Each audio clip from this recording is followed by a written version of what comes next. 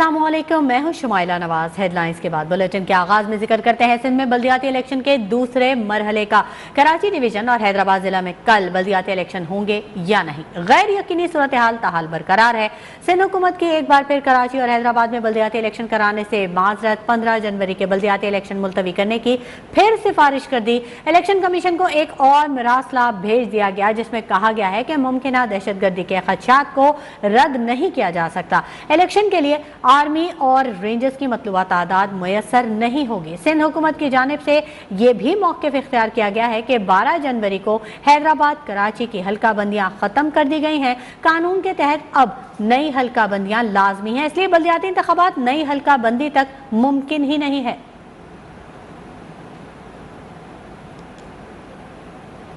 सिंध हुकूमत की जानिब से एक और ख़त मिलने के बाद इलेक्शन कमीशन ने अहम इजलास तलब कर लिया। कुछ ही देर बाद होने वाली अहम बैठक में कराची और हैदराबाद में बल्दियाती इलेक्शन के इनेकाद के मामले पर सिंध हुकूमत के तहफ़्फ़ुज़ात का जायज़ा लिया जाएगा। इसके अलावा इलेक्शन के हवाले से तमाम स्टेक होल्डर्स की आरा पर भी गौर होगा।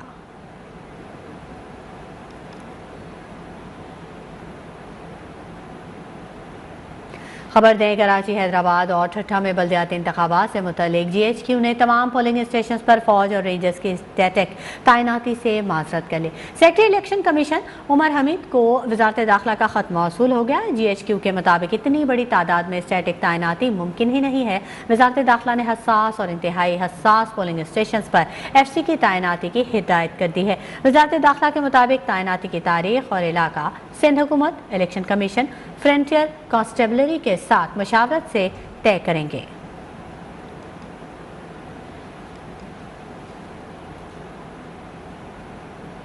मुत्तहिदा कौमों में पाकिस्तान की जानिब से हल्का बंदियों के मामले पर वफाकी हुकूमत से अलहदगी की धमकी के बाद वज़ीर आज़म शहबाज शरीफ का सरबरा मुत्तहिदा खालिद मकबूल सिद्दीकी को फ़ोन तहफ़्फ़ुज़ात दूर कराने की यकीन दहानी करवाई। MKM के सीनियर रहनुमा और वफाकी वज़ीर अमीनुल हक कहते हैं कि खालिद मकबूल सिद्दीकी की वज़ीर आज़म से फ़ोन पर बात हुई है। इस्तीफ़ों का ऑप्शन भी ज़ेरे गौर रहा है। अमीनुल हक का कहना था कि जनरल वर्कर्स इजलास सिक्योरिटी वजूहात के बायस आगे बढ़ाया गया है। तमाम इख्तियारात खालिद मकबूल सिद्दीकी को दिए गए हैं।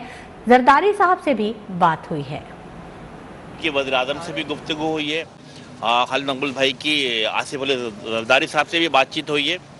होपफुली हम इस बात की पूरी उम्मीद है कि वो तमाम चीज़ें जो कराची हैदराबाद के अवाम, शहरी सिंध के अवाम चाहते हैं कि हल्का बंदियाँ, जो जाली हल्का बंदियाँ थी, जिसके बुनियाद पर MKM का मौक़िफ़ था कि इलेक्शन को पहले हल्का बंदियाँ दुरुस्त की जाए, फिर इंतखाबात कराया जाए। तमाम ऑप्शन पे डिस्कशन किया गया है। जनरल वर्कर इजलास रखा गया था इसीलिए कि वहाँ अपने कारकुनान, अपने वोटर, अपने सपोर्टर से राय ली जाए और उनके मशवरों के बाद ही मेरा गवर्नर सिंध कामरान खान टिसोरी ने खालिद मकबूल सिद्दीकी को मामला इत्तेफाक तफहीम से हल होने की यकीन दहानी करवा दी है। दरख्वास्त की कि मौजूदा हालात में हुकूमत का साथ जारी रखें। हैदराबाद में बल्दियाती इंतखाबात, MQM नाराज।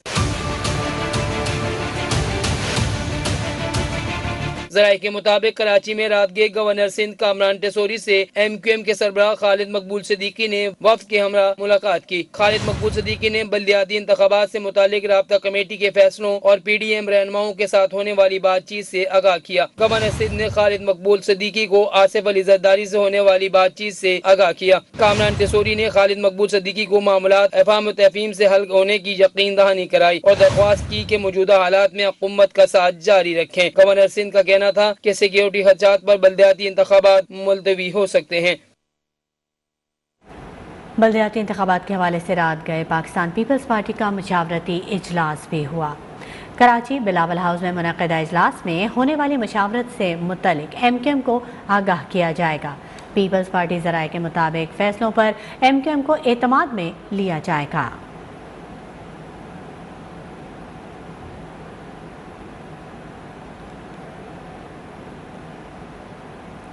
कराची में बल्दियाती इंतखाबात होंगे या नहीं, गैर यकीनी की सूरत हाल ताहाल बरकरार है। बल्दियाती इंतखाबात के हवाले से खदशात पर सिंध हुकूमत ने एक बार फिर इलेक्शन कमीशन को खत लिखकर अपने तहफ़्फ़ुज़ात का इजहार कर दिया है।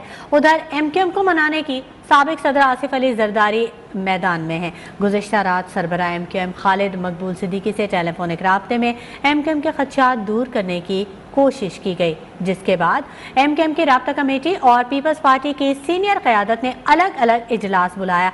इन तमाम तर सूरत हाल पर मजीद जान लेते हैं हमारे नुमाइंदे अब्दुल हफीज़ बलोच हमारे साथ मौजूद हैं।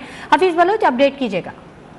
जी शुमाइला, बिल्कुल गुज़िश्ता शब हमने देखा रात गए तक कई बड़ों के दरमियान रब्ता हुआ है। मुत्तहिदा कौमी मूवमेंट के सरबराह डॉक्टर खालिद मकबूल सिद्दीकी और साबिक सदर आसिफ अली जरदारी ने उनको फ़ोन करके यकीन दहानी कराई कि उनके जो तहफ़्फ़ुज़ात हैं उनको सिंध हुकूमत मुकम्मल तौर पर उनके साथ है, उनको हल करने की भरपूर कोशिश करेगी। 12 जनवरी को जो अलका बंदियाँ जो 2021 में हुई थी उनको मुअत्तल करने का सिंध हुकूमत ने जो नोटिफिकेशन जारी किया उस पर मनन अमल किया जाएगा और इसके साथ मुत्तहिदा कौमी मूवमेंट के कायदीन का जो दीगर इत्तेहादी हैं वफाक में उनसे भी राब्ते हुए हैं, जिसके बाद आपने देखा कि महकमा बल्दियात की जानिब से एक और मरासला इलेक्शन कमीशन को लिखा गया है जिसमें निशानदी की गई है कि जो अगर 15 जनवरी को कल इलेक्शन अगर होते हैं तो मुख्तलिफ जो असास पोलिंग स्टेशन है कानून नफज करने वाले इदारों ने भी रिपोर्ट पेश की है कि वो संगीन जो थ्रेट हैं वो मौजूद हैं।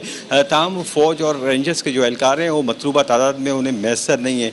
आज इस मरासले के बाद सिंध हुकूमत को और उनके जो इत्तेहादी हैं मुत्तहिदा कौमी मूवमेंट उनको इंतज़ार है कि 2 बजे के बाद जो ये इलेक्शन कमीशन की जानिब से जो फैसला आएगा उसके बाद ये जो प्लान बी के तहत उस किस तरह से अमल करेंगे।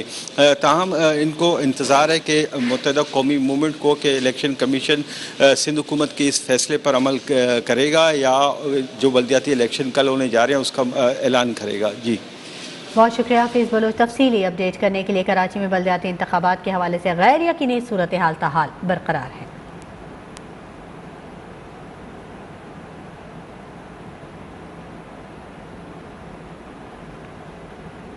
इलेक्शन मुलतवी कराने के लिए घंटों की बुनियाद पर इकदाम किए जा रहे हैं, लेकिन इनकी हजीमत का सामना करना पड़ेगा। इलेक्शन कमीशन अमले को काम जारी रखने की हिदायत करे।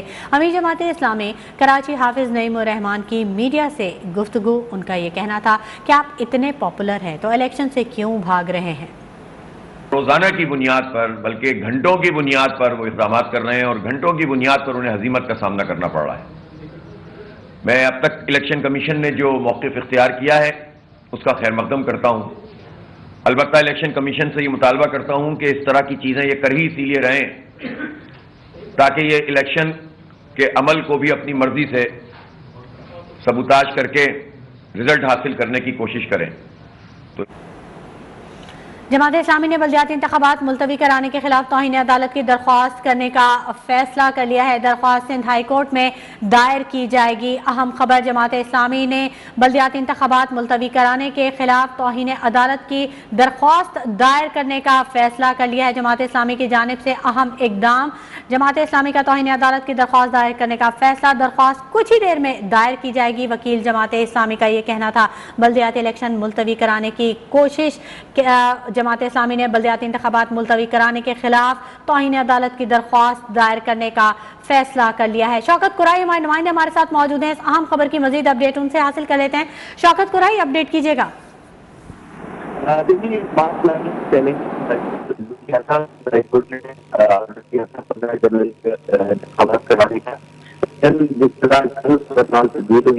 और हुकूमत ने डिलिमिटेशन का नोटिफिकेशन वापस कर लिया है, तो उसके बाद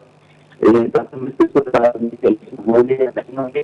तो ने यह फैसला किया है कि जिस अदालत ने यह फैसला किया था हम दोबारा उस अदालत से चले जाते हैं कि अदालत के हुक्म पर फैसला नहीं किया जा रहा है, अमल दरामद नहीं किया जा रहा है और इलेक्शन करने की कोशिश की जा रही है। और अदालत जमात इस्लामी ने बल्दियाती इंतखाबात मुलतवी कराने के खिलाफ तौहीन अदालत की दरख्वास्त दायर करने का फैसला कर लिया है। दरख्वास्त सिंध हाई कोर्ट में दायर की जाएगी। शौकत कुराई हमें अपडेट कर रहे थे, बहुत शुक्रिया शौकत आपका। बुलेटिन में शामिल करेंगे कुछ दीगर खबरें भी, लेकिन वक्त हो गया एक ब्रेक का। हमारे साथ रहे की जानिब से एक और खत मिलने के बाद इलेक्शन कमीशन ने अहम इजलास तलब कर लिया है। कुछ ही देर बाद होने वाली अहम बैठक में कराची और हैदराबाद में बल्दियाती इलेक्शन के इनेकाद के मामले पर सिंध हुकूमत के तहफ़्फ़ुज़ात का जायजा लिया जाएगा। इसके अलावा इलेक्शन के हवाले से तमाम स्टेक होल्डर्स के आरा पर भी गौर होगा। इसी बारे में मजीद जान लेते हैं। हमारे नुमाइंदे अहमद नवाज हमारे साथ मौजूद हैं। अहमद नवाज, बताइएगा, इलेक्शन कमीशन का अहम इजलास आज तलब किया गया है। जी बिल्कुल, कराची और हैदराबाद के जो बल्दियाती इंतखाबात हैं उस हवाले से इलेक्शन कमीशन ने अहम इजलास तलब किया है और सिंध हुकूमत की जानिब से जो बल्दियाती इंतखाबात मुलतवी करने के लिए इलेक्शन कमीशन को एक और ख़त लिखा गया है और उसका जायज़ा लिया जाएगा और फ़रीक़ैन के जो मुख्तलिफ बयानात और उनकी जो मुख्तलिफ आरा हैं उसको सामने रखते हुए इलेक्शन कमीशन का थोड़ी ही देर में इजलास शुरू होने वाला है और chief election commissioner video link के ज़रिए इस इजलास की सदारत करेंगे। Member Sindh Nisar Durrani, member Balochistan Shah Mohammad Jatoi, member KPK, justice retired जो है इकरामुल्लाह और मेंबर पंजाब जो है एहसान भवन, वो इस इजलास में शरीक होंगे। और गुज़िश्ता दिन जो कराची में इलेक्शन कमीशन का कराची सिंध चीफ सेक्रेटरी सिंध और चीफ सेक्रेटरी सिंध और IG सिंध पुलिस और DG रेंजर से जो मुलाकातें हुई हैं और जो उस हवाले से इजलास हुआ है और उसकी जो अपडेट है वो भी इलेक्शन कमीशन को दी गई है और जो सिंध हुकूमत का ख़त है वो भी इलेक्शन कमीशन को मौसूल हो चुका है और इस हवाले से इलेक्शन कमीशन की जो तैयारियां हैं वो भी अपने तौर पर जारी हैं और मरकज़ी कंट्रोल रूम भी काम कर रहा है और चीफ इलेक्शन कमीशनर इस इजलास जो अहम आज इजलास बुलाया गया है इसकी सदारत करेंगे। सिंध हुकूमत ने जो ख़त लिखा है उसका जायज़ा लेंगे और जो सेक्रेटरी इलेक्शन कमीशन के साथ जो गुज़िश्ता दिन इजलास हुआ है और उसकी जो अपडेट्स हैं सेक्रेटरी इलेक्शन कमीशन ने इलेक्शन कमीशन को उससे आगाह किया है, तो इन तमाम तर जो सूरत हाल है उसका जायज़ा लिया जाएगा, जिसके बाद इलेक्शन कमीशन फिर किसी हतमी नतीजे पे पहुंचेगा कि इलेक्शन कराची और हैदराबाद के बल्दियाती इंतखाबात का क्या मुस्तकबिल होगा, क्या इलेक्शन होंगे या नहीं होंगे। लेकिन अभी तक जो इलेक्शन कमीशन का मूड लग रहा है तो वो कराची और हैदराबाद के बल्दियाती इंतखाबात कराने के लिए पुरअज़्म है। अब देखना यह है कि इलेक्शन कमीशन के इस इजलास में जो सिंध हुकूमत ने जो मौक़िफ़ इख्तियार किया है उसका किस तरह जायज़ा लिया जाता है और इसमें DG ला भी अहमद नवाज तफसीली अपडेट करने के लिए। कराची में बल्दियाती इलेक्शन होंगे या नहीं, गैर यकीनी सूरत हाल बरकरार है। ताहम इलेक्शन कमीशन की जानिब से इंतखाबात की तैयारियां ताहाल जारी हैं। मुख्तलिफ अजला में इंतखाबी सामान की तरसील की जा रही है। पोलिंग का सामान प्रिजाइडिंग अफसरान को दिया जा रहा है।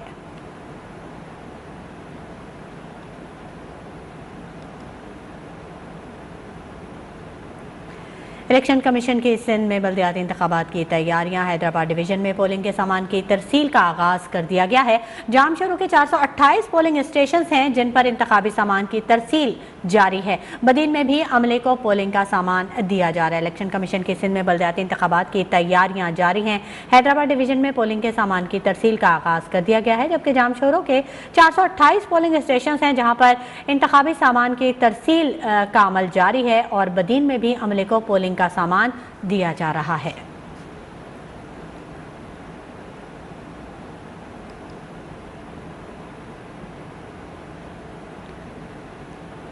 खबरों के सिलसिले को आगे बढ़ाते हैं। लाहौर में सर्द मौसम में सियासी दर्जा हरारत बढ़ गया। अगर गवर्नर पंजाब के दस्तखत आज ना हुए तो भी असेंबली खुद ही तहलील हो जाएगी। उधर नून लीग ने भी इलेक्शन के लिए कमर कस ली है। नून लीग के कायद नवाज शरीफ मरीम नवाज की रवा माह आमद मुतवक्के है। इलेक्शन मुहिम खुद चलाएंगे। दूसरी जानिब इमरान खान की ज़ेर सदारत खैबर पख्तूनख्वा असेंबली की तहलील से मुतल्लिक इजलास भी आज होगा। इसी बारे में मजीद जानेंगे सईद लोधी से, जो कि इस वक्त गवर्नर हाउस में मौजूद हैं। सईद लोधी, बताइएगा।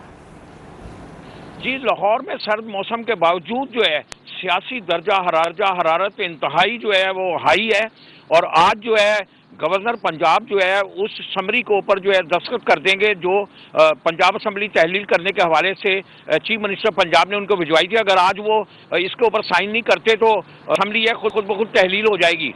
जहाँ तक बात की जाए दीगर सियासी दर्जा हरारत की, तो उसमें यह है कि कल वज़ीर आज़म जो है शहबाज शरीफ वो लाहौर पहुँचे हैं। उन्होंने लाहौर में डेरे डाल दिए हैं और उनकी जो है मुख्तलिफ रहनुमाओं से मुलाकातें हुई हैं और नून लीग ने जो है अपने रहनुमाओं को जो है इलेक्शन की तैयारी का जो कह दिया, जो तवक्को की जा रही है कि अप्रैल के अंदर पंजाब असम्बली के इलेक्शन होंगे, उसके लिए जो क़यादत ने जो है मरीम नवाज और हमजा शहबाज को वतन वापस पहुँच कर जो है ये जो है इंतखाबी मुहिम चलाने का जो है कह दिया है। और दूसरी तरफ जो है ज़मान पार्क के अंदर भी सियासी सरगर्मियाँ जो है अरूज के ऊपर हैं।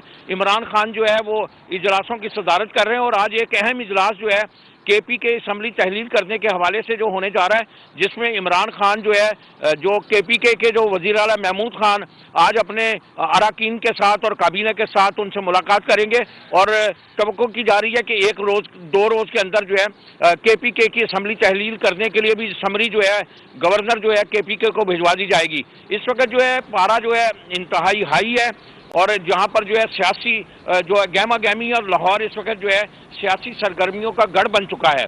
जी ठीक है, बहुत शुक्रिया सईद लोधी तफसीली अपडेट करने के लिए।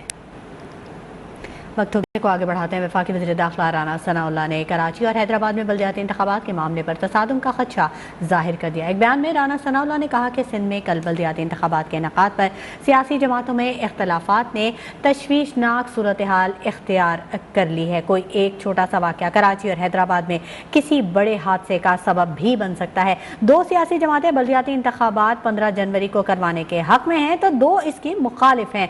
राना सनाउल्लाह का यह भी कहना था कि मौजूदा सूरत हाल में कराची और हैदराबाद में बल्दियाती इंतखाबात के मामले पर तसादुम का खदशा है। बाज़ शरपसंद अनासिर सूरत हाल से फ़ायदा उठा सकते हैं। इलेक्शन कमीशन और अदलिया हालात की संगीनी का नोटिस ले। अहम खबर। वफाकी वज़ीर दाखिला राना सनाउल्लाह ने कराची और हैदराबाद में बल्दियाती इंतखाबात के मामले पर तसादुम का खदशा जाहिर कर दिया है। अपने बयान में उनका ये कहना था कि सिंध में कल बल्दियाती इंतखाबात के इनेकाद पर सियासी जमातों में इख्तलाफात ने तशवीशनाक सूरत हाल इख्तियार कर ली है। पेशावर में सरबंद पुलिस स्टेशन पर दहशतगर्दों के हमले में डीएसपी समेत 3 पुलिस एहलकार शहीद हो गए। 2 एहलकार जख्मी भी हुए। पुलिस ने इलाके का घेराव करके दहशतगर्दों की तलाश शुरू कर दी है।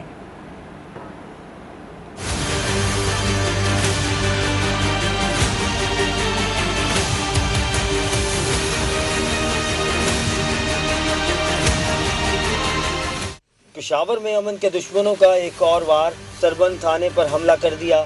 पुलिस हुक्काम के मुताबिक मुज़फ़्फ़राती इलाके बडबेन में वाक़ पुलिस स्टेशन पर मुख्तलिफ इतराफ से फायरिंग और दस्ती बम भी फेंके। हमला करने वाले दहशतगर्दों की तादाद 6 से 8 थी। हमले और फायरिंग के तबादले में शहीद डीएसपी बडबेन सरदार हुसैन की गनमैन इरशाद और जहांगीर भी जान से गए। रात को तकरीबन मिडनाइट के टाइम दहशतगर्दों ने सरबंद पुलिस स्टेशन को हमला किया। बिगिन विद जो हैंड ग्रेनेड लॉबिंग के साथ साथ स्नाइपर शॉट्स और ऑटोमेटिक वेपन्स का इस्तेमाल किया गया। मुकाबले के दौरान जो है वो डीएसपी साहब सरदार हुसैन और उनके साथ 2 हमारे पेशावर पुलिस के जवान इरशाद और जहांजेब जो है वो जाम शहादत उन्होंने नोश किया है। हमले की इत्तला पर पुलिस की बख्तरबंद गाड़ियां और मजीद नफरी पहुंच गई। इलाके का घेराव करके दहशतगर्दों की तलाश के लिए ऑपरेशन शुरू कर दिया गया। पुलिस के शहीद एहलकारों की लाशें और जख्मियों को अस्पताल मुंतकिल कर दिया गया। खबरों के सिलसिले को आगे बढ़ाएंगे और बात करेंगे कुछ मौसम की। तो मुल्क भर में शदीद सर्दी से मामलात ज़िंदगी मुंजमद है। लोग घरों में महसूर हो गए हैं। कराची में 16 जनवरी तक शदीद सर्दी का अलर्ट जारी कर दिया गया।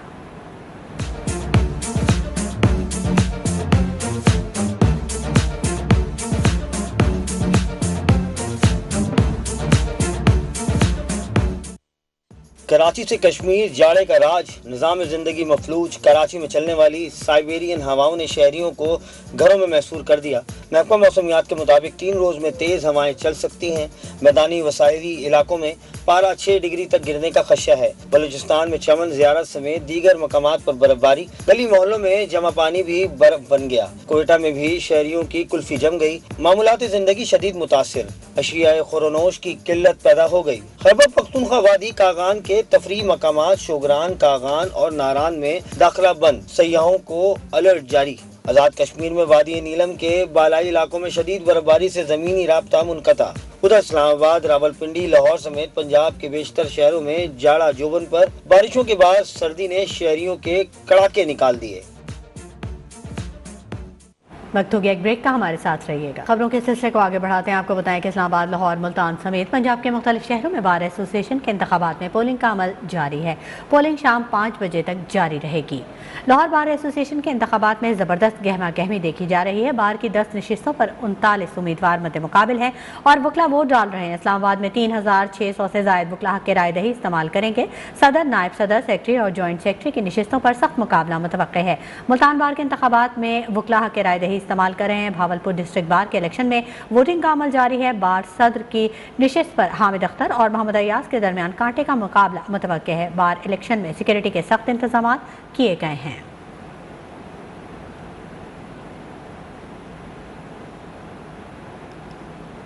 रुक करेंगे मुल्तान का, जहां इंसदादे पोलियो मुहिम का आगाज 16 जनवरी से होगा। 7 लाख से ज्यादा 5 साल से कम उम्र बच्चों को पोलियो से बचाव के कतरे पिलाए जाएंगे। मुहिम के लिए 4000 से ज्यादा पोलियो टीमें तश्कील दी गई हैं। मजीद जान लेते हैं हमारे नुमाइंदे हैदराबाद से, जो कि इस वक्त गवर्नमेंट शहबाज शरीफ अस्पताल में मौजूद हैं। हैदराबाद से अपडेट कीजिएगा। जी बिल्कुल, मुल्तान डिवीजन में एक मरतबा फिर से जो है 5 साल से कम उम्र के बच्चों को पोलियो से बचाव के हवाले से कतरे पिलाए जाने की 5 रोज़ा कौमी इंसदादे पोलियो मुहिम जो है वो शुरू होने जा रही है, जिसका आज मुल्तान के शहबाज शरीफ हॉस्पिटल में बाकायदा तौर पर ज़िला इंतज़ामिया की जानिब से इफ्तिताह भी कर दिया गया है। छोटे से बच्चों को जो है पोलियो के कतरे पिलाए गए और यहाँ से बाकायदा मुहिम का जो है इफ्तिताह किया गया। ये मुहिम जो है 16 जनवरी से 20 जनवरी तक जारी रहेगी। इस हवाले से मुल्तान में जो 5 साल से कम उम्र के बच्चे हैं उन्हें महकमा सेहत की टीमें और पोलियो वर्कर्स जो हैं घर घर जाकर पोलियो से बचाव के हवाले से कतरे पिलाएंगे। यहाँ पर महकमा सेहत के मुताबिक इन 5 रोज़ा पोलियो मुहिम में जो है तकरीबन 4000 से ज़ायद पोलियो वर्कर्स और महकमा सेहत की टीमें जो हैं वो तश्कील दी गई हैं, जो कि घर घर जाकर बच्चों को पोलियो से बचाव के कतरे पिलाएंगी। इसी हवाले से जो है जो पब्लिक प्लेसेस हैं, दीगर मकामात हैं जिनमें दरबार आ जाते हैं और साथ साथ जो है हॉस्पिटल्स हैं, रेलवे स्टेशन हैं, बस स्टैंड्स हैं, वहाँ पर भी 24 घंटे ये टीमें मौजूद रहेंगी और बच्चों को पोलियो से बचाव के हवाले से ये कतरे पिलाए जाएंगे। जी ठीक है, बहुत शुक्रिया हैदर अब्बास। आलमी मंजरनामे पर नजर डालें तो रूस ने एक मरतबा फिर पाक भारत ताल्लुकात मामूल पर लाने की पेशकश कर दी है। मसला कश्मीर के हल पर भी जोर दिया है। रूसी वज़ारत ख़ारजा के तर्जुमान मारिया ने ब्रीफिंग में बताया कि पाक भारत ताल्लुकात मामूल पर लाने के लिए रूस खड़ा है। मसला कश्मीर पर पाक भारत बातचीत ज़रूरी है। रूसी तर्जुमान ने अफगानिस्तान में ख़वातीन को इम्तियाजी सलूक के बगैर तालीम देने की ज़रूरत पर भी जोर दिया। मशरिक़ वस्ता की सियासत में तब्दीली की लहर आ गई। सऊदी ईरान कुर्बत का इम्कान बढ़ गया। ईरानी वज़ीर ख़ारजा हुसैन अमीर अब्दुल्हयान कहते हैं कि सऊदी अरब के साथ मुज़ाकरात से सिफारती ताल्लुकात बहाल हो सकते हैं। लिबनान के निगरां वज़ीर ख़ारजा, वज़ीर आज़म, स्पीकर और हिज़्बुल्लाह के रहनुमा सैयद हसन नसरुल्लाह से मुलाकात में ईरानी वज़ीर ख़ारजा का ये कहना था कि सिफारती मिशन या सिफारत खाने जल्द दोबारा खुलने की उम्मीद है। ईरान अपने इत्तेहादी शाम और तुर्की के दरमियान ताल्लुकात से खुश है। हमें यकीन है कि दोनों ममालिक ताल्लुकात को मज़ीद मुस्तहकम करेंगे।